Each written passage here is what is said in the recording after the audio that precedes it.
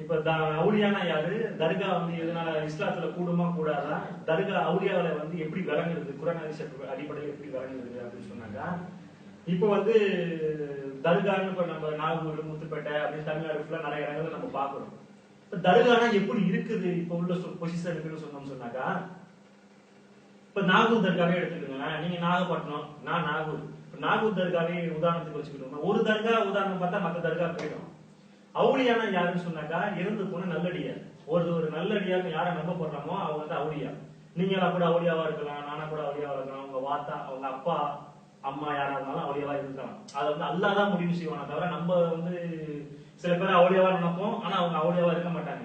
இப்ப பக்கத்து வீட்டுல பொண்ணுக்கு வந்து மாப்பிள்ளை தர்றாங்க, நான் ஒரு பையனை நல்ல பையனை சர்டிபிகேட் பண்ணுவேன், கடைசியில கல்யாணம் பண்ணி கொடுத்தா அவன் பெரிய கஞ்சி அடிக்கிற முடிவாரனா இருப்பான். இது இயல்பா எல்லாருடைய வாழ்க்கையில நம்ம நினைக்கிறது கரெக்டா இருக்காது. அல்லாஹ் சொன்னா கரெக்டா இருக்கும். அவுளியாவா இப்ப எல்லாரும் நினைக்கக்கூடியவங்க அல்லாவோ ரசூலோ சர்டிபிகேட் கொடுத்தவங்க இல்ல, அவங்க எல்லாம் கருதப்பட்டவங்க அவுளியாவா ஆக்கி வச்சிருக்கிறாங்க. ரெண்டாவது, அவுளியான அவங்க நம்பப்படுறாங்கல்ல, அவுளியான அவங்க நம்பப்படுறவங்களுக்கு இப்ப தர்கால என்ன நடக்குது, இஸ்லாத்துல எதெல்லாம் கூடாதோ அதுதான் அதிகமா நடக்குது. இப்ப தாயத்துங்கிறது வந்து இஸ்லாத்துல அல்லாஹ்வின் தூதர் ஸல்லல்லாஹு அலைஹி வஸல்லம் தடை செஞ்சிருக்கிறாங்க. எவன் ஒருத்தன் தாயத்தை கட்டுறானோ தொங்க விடுறானோ அவன் பிற மதத்தினருடைய விஷயத்த காப்பி அடிச்சவன், அவன் அப்ப சேர்ந்தவன் இல்லைங்கிறாங்க. அதே மாதிரி அல்லாஹ்வுக்கு இணை கற்பிச்சவங்கிறாங்க. தர்கால இன்னைக்கு தாயத்தை விற்கிறாங்களா இல்லையா? அதை விற்கிறது யாரு? அந்த அவுலியாவுடைய வாரிசு தானே விற்கிறாங்க. வெளியூர்ல இருந்து வந்தா விற்கிறாங்க. அப்ப அந்த அவுலியோட வாரிசுகளுக்கு தெரியுமா?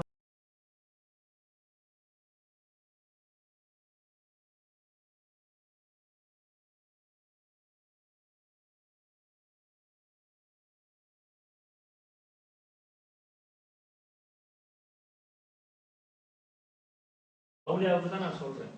அவுலியாங்கிறவங்க யாரு? நல்லடியாரா இருக்கிறவங்க தான் அவுலியா. அதுக்கு தர்கா கட்டலாமா கூடாதாங்கிற சப்ஜெக்ட் பின்னாடி வருவோம்.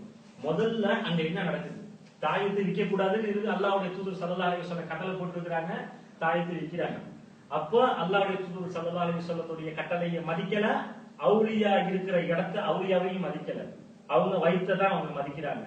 ஒன்னாயிடுச்சா? ரெண்டாவது, அந்த இடத்துல நிறைய உண்டியல் எல்லாம் வச்சிருக்காங்க. இஸ்லாமிக் பேசிக்ல அந்த மாதிரி உண்டியல் வைக்கலாமா? மார்க்கத்தின் அடிப்படையில் அந்த மாதிரி உண்டியல் வைக்கலாமா?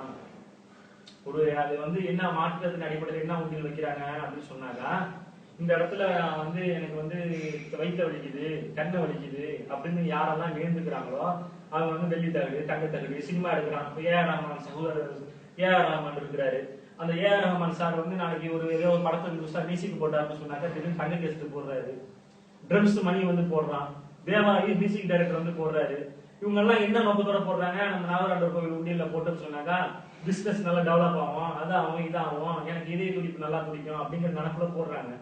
இப்ப இதுல இருந்து வரக்கூடிய வருமானம் எங்க போகுதுன்னு சொன்னாக்கா, தர்காவுடைய செலவுக்கும் அங்க உள்ள பங்குதாரர்களுக்கு மட்டும்தான் போகுது. பங்குதாரர் யாரு? எஜமானுடைய வாரிசு பாருங்க, அவங்களுக்கு மட்டும்தான் இது போகுது. இப்ப வந்து பைத்து மானு இருந்துச்சு அல்லாவுடைய ஸல்லல்லாஹு அலைஹி வஸல்லம் காலத்துல ஒரு பள்ளிவாசல நிர்வாகம் பண்ணாங்க. மஜிது நவபின்னு ஒரு பள்ளிவாசல் நிர்வாகம் பண்ணாங்க. அந்த ஊர்ல எத்தனை ஏழை, மாசத்துக்கு எத்தனை பேருக்கு என்னென்ன வருவாய் வருதோ அத்தனை பேருக்கு பகிர்ந்து கொடுத்தாங்க. உணவு பொருள் இல்லாதவங்களுக்கு உணவு பொருள், வீடு இல்லாதவங்களுக்கு வீடு, ஒட்டகம் இல்லாதவங்களுக்கு ஒட்டகம், கல்யாணம் பண்ணாதவங்களுக்கு கல்யாணம் பண்ணி கொடுத்தாங்க. இதுல இருந்து வரக்கூடிய வருமானத்தை அந்த தர்கா நிர்வாகம் யாருக்கு கொடுத்திருக்கிறாங்க? யாருக்கும் கிடையாது. அவங்க வாரிசாளருக்கு மட்டும்தான் இருக்கிறாங்க. அப்ப இத வந்து அல்லாஹ்வுடைய தூதர் ஸல்லல்லாஹு அலைஹி வஸல்லம் செஞ்ச விஷயத்தை பின்பற்றல அவங்க. இது வந்து எதை செய்யக்கூடாதோ அதை செய்யறாங்க, செஞ்சுட்டு இருக்காங்க. அடுத்தது என்ன செய்யறாங்கன்னு சொன்னாக்கா, சந்தனக்கூடு அர்த்தம் பாத்தியான்னு ஒண்ணு ஓதுறாங்க. சந்தனக்கூடுங்கிறது மார்க்கத்துல முதல்ல கிடையவே கிடையாது. அது கிடையாதாங்கிறத பின்னாடி வச்சுக்கணும். இவங்க எந்த குர்ஆன் ஹதீஸ் அடிப்படையில இந்த சந்தனக்கூடை எடுக்கிறாங்க? கபூரை கட்டவும் கூடாது, பூசவும் கூடாதுன்னு இருக்குது. சந்தனத்தை தூக்கி தூக்கி கொண்டு போய் கபூர்ல பூசுறாங்க. எந்த அடிப்படையில பூசுறாங்க? இப்படி பூசுறதுக்கு எந்த அடிப்படையில செய்யறாங்க?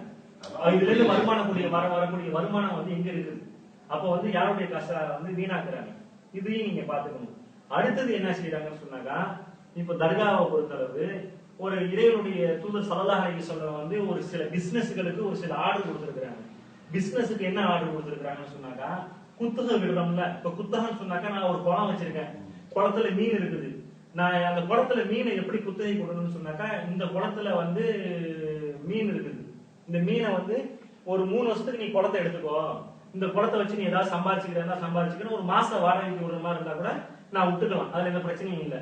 இப்ப வந்து கோலாகத்துல வந்து இப்ப மீன் பிடிக்கிற சீசன், நான் குத்து மதிப்பா குளத்துல வந்து ஏலம் விடுறேன். இப்ப இந்த குளத்துல 5 லட்சம் ரூபாய்க்கு மீன் இருக்குது, யார் வந்து ஏலத்தை அதிகமா எடுக்கிறாங்களோ அவங்களுக்கு இந்த குளத்துல மீன் நான் கொடுத்துருவேன் அப்படின்னு ஏலம் எடுக்கிறேன்.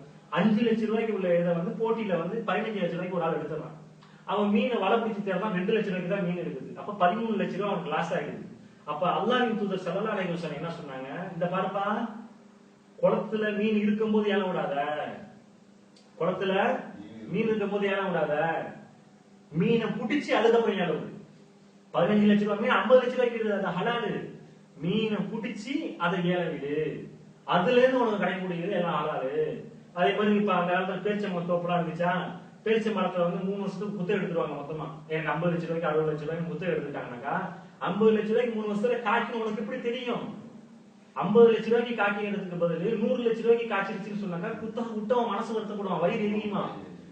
50 லட்சம் ரூபாய்க்கு குத்தகை எடுத்தவனுக்கு 5 லட்சம் ரூபாய்க்கு மட்டும் தான் பேரிச்ச மரம் கிடைச்சிச்சுனாக்கா மீறி 10 லட்சம் ரூபாய்க்கு குத்தகைக்கு வாங்கினவன் வயிறு எரியுமா. அதனால நீ குத்தகைக்கு வந்து இந்த அடமானம் மாதிரி எடுக்காத. இவ்வளவு ரூபாய் 200 காய் இருக்கா, 200 காயோட விலை எவ்வளவு அப்படிங்கிற மாதிரி வியாபார ஒப்பந்தம் எல்லாம் இருக்குது. இப்ப தர்கால என்ன நடக்குது, இப்ப சேரக்கூடிய உண்டியல் பணம்லாம் இருக்குதா, உண்டியல் பணத்தை என்ன செய்யறாங்க, ஏலம் விடுறாங்க. ஏலம் எப்படி விடுறாங்க, 5 லட்சத்துல இருந்து 50 லட்சம் வரைக்கும் அப்படி ஏலம் போயிடுது. இந்த ஏலம் விடுற முறை வந்து முதல்ல இருக்குதா மார்க்கத்துல? எதையுமே இஸ்லாமிய அடிப்படையில தானே வரணும். இப்ப எதையுமே இஸ்லாமிய அடிப்படையில ஒரு கோவில போய் சொல்ல முடியுமா நீ இஸ்லாமிய அடிப்படையில வரணும்? அவுலியானா யாரு? இஸ்லாத்துக்கு உட்பட்டவரா உட்படாதவரா? அவுலியோட வாரிசு மாதிரிலாம் யாரு? கோவில் தர்மகத்தா ட்ரஸ்டி மாதிரினா யாரு? எல்லாம் இஸ்லாத்துக்கு அடிப்படையில தானே இருக்கிறீங்க. அப்ப இஸ்லாத்துக்கு அடிப்படையில இருக்கும்போது இஸ்லாத்துக்கு அடிப்படையில பேசிக்ல வரல. அப்ப இவங்க என்ன செய்யறாங்க, 5 லட்சம் ரூபாய்க்கு பேசிக் விட்டு 50 லட்சம் ரூபாய் 60 லட்சம் ரூபாய் விடுறீங்க. இல்ல 10 லட்சம் ரூபாய்க்கு விட்டுட்டு போய் 10 லட்சம் ரூபாய்க்கு அந்த காசு இல்ல. இப்போ 10 லட்சம் ரூபாய்க்கு ஏலம் எடுக்கிறாரு ஒரு சாபு, 10 லட்சம் ரூபாய்க்கு இல்லாத காசு 7 லட்சம் ரூபாய் தான் இருக்குது. 3 லட்சம் ரூபாய் அவர் வயிறு எறிவாரு. அந்த மாதிரி குத்தகை கூட கூடாதுன்னு அல்லாஹ்வின் தூதர் சொன்னது ஏன் காதுல விழுவலையா? அதை மறக்கிறீங்களா? இல்ல அது வேண்டாமா? 10 லட்சம் ரூபாய்க்கு இருக்குது, இவர் எடுக்கிறாரு, 20 லட்சம் ரூபாய் ஒரு சாபுக்கு லாபம் கிடைக்குது. அப்ப தர்காவுடைய நிர்வாகத்துக்கு 20 லட்சம் ரூபாய் லாஸ் ஆகுது. அது எப்படி நீங்க விட்ட? ஏன்னா விடக்கூடாதுன்னு அல்லாஹ்வின் தூதர் சொன்னாங்கல்ல. அல்லாஹ்வின் தூதர் சொன்னாங்கல்ல, நம்ம கதையா சொல்றோம், உண்மையா தான் சொல்றோம். இது எப்படி தெரியல? தெரிஞ்சுக்கிட்டே தெரியலையா? அதை தெரியாம தெரிஞ்சுக்கிட்ட மாதிரி இருக்கிறீங்களா? இதை வந்து ஒரு குறையா சொல்றோம்.